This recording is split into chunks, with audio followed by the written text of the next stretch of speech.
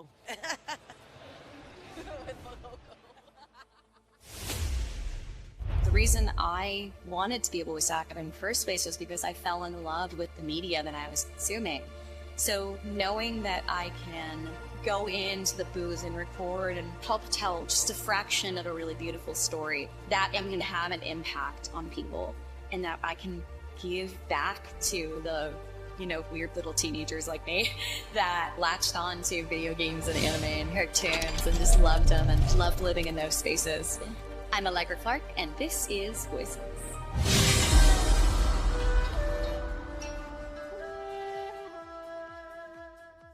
I may be just a schoolgirl, but now I'm a schoolgirl with a giant robot! So I am originally from New York City. I am born and raised. My dad made commercials when I was growing up. He worked for a couple different companies that did it. I grew up kind of in front of the camera doing on-camera commercials and very occasionally a little bit of VO.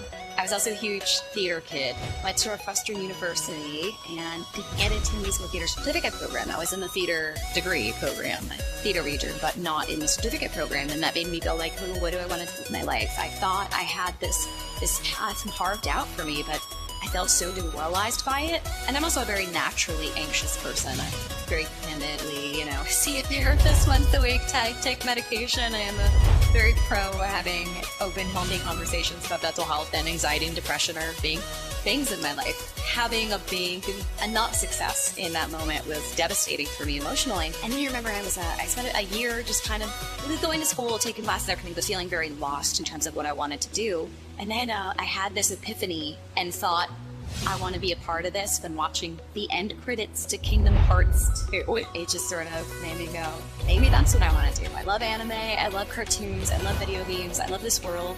Why don't I take this thing I'm already studying and steer it in a specific direction towards this medium or several media that I already love? That is the moment that I pivoted from theater and more honing my skills in that particular direction. So I started taking dialect classes. I have to take those workshops. I have to get myself out there, because if I'm sitting on my hand, this meant, if I'm too scared to do it, then I'm never going to do it. Once I started taking the workshops, I met the casting directors and started hiring me. I think one of the first auditions I did was actually when I was still living in New York, and at the time I just had like a microphone, and it wasn't like a treated space at all. It just had like the little back foam thing. The sound quality was probably awful. But I remember being so nervous because Dragon Age is one of my favorite franchises, and I'd gotten the opportunity to audition for it, and I was like, oh my gosh, I want this so badly. And initially I didn't book it. I actually read for the character and ended up booking twice. And it was the second audition after I'd already gone in and done some side character for them. They were like, wait, can you have me reread Willow's character? And when I reread for the character, I would have stopped placing the weight of the world on a single audition. Now I audition for projects all the time, daily, however many a week I do. I know it varies week to week, but a lot. It is an industry filled with rejection. Beautiful artistic expression and everything, but you're not booking most of the stuff you audition for, and you have to get over that. And you can book like 6 really great projects, but then not book the one project you really wanted. And are you gonna hyperfixate on the one project you really wanted, or are you going to enjoy the 6 other projects you get to work on? I think the biggest thing that I would change is I wouldn't tie my self-esteem to that audition, because not booking it initially was the reason why I thought I'm leaving the industry, and made the decision to move to Seattle and try to find a job in marketing and everything, and oopsies, I booked it. I'm still a very anxious person, but I'm definitely a more confident person in the sense that I think now I'm established and secure enough in my career that I can look at things and just be like, still work. I just try to enjoy what I have rather than hyperfixate on the things I don't have, because, it's very easy to fall into that trap as self-love anxiety. Sometimes I just kind of walk in, read it once ahead of time, and then just kind of dive in and see what my instincts tell me. I realize that sometimes my first instinct is the right one, or at least the most honest one. I'm very, very lucky. My agency has a booth director So oftentimes I try to go in like once, sometimes I went in twice this week, just to like go in and read, because I know that when I'm by myself in a room, I will do 7,000 takes and I will micromanage and I will take a sentence from one take and splice it onto another thing and drive myself absolutely at the wall. But I know Monique is just going to be like, no, that sounded good. And if there's a line that she wants me to retake or that I want to retake, I'll reapproach it. But I don't overthink as hard when I'm doing auditions there. I try to think of who the character is, and then the voice just kind of comes naturally. But I try to let the character speak for themselves.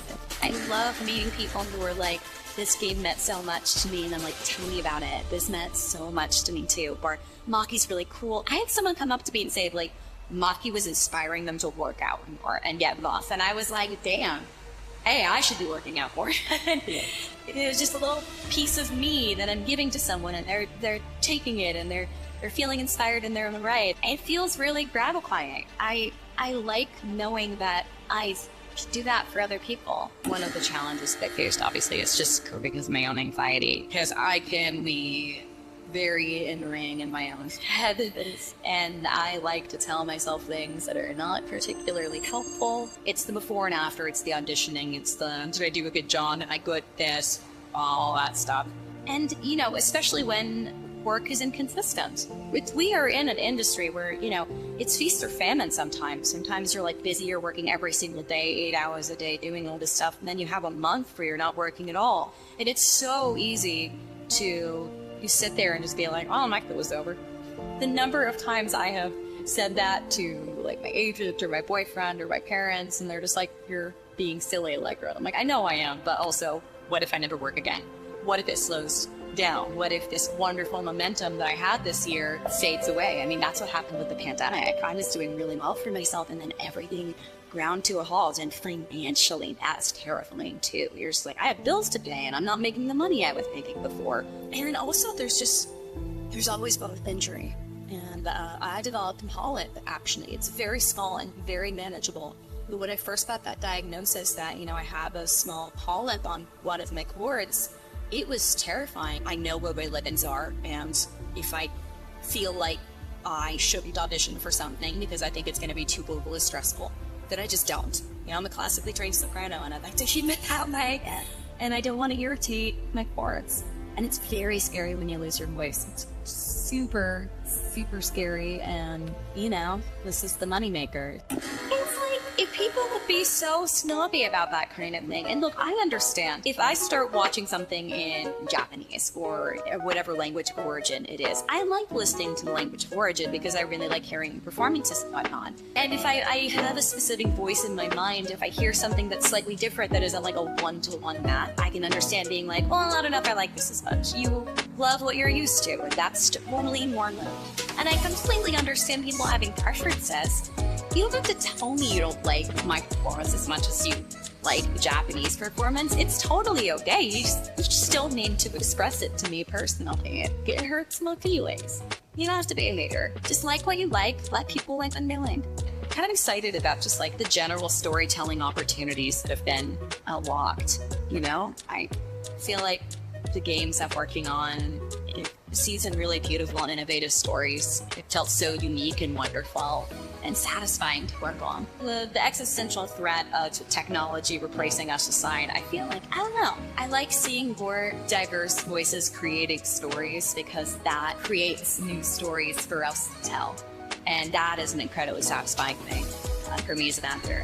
People love what we create, and that makes me happy and fills me with love and joy, and then I use to break into all the new characters and new sessions or next episodes or whatever it is of work that I do, and it motivates me, keeps me going, and doing it for you. I'm also doing it for me because it makes me happy. I am the hunter the gods have sent. Our Father, give me sight.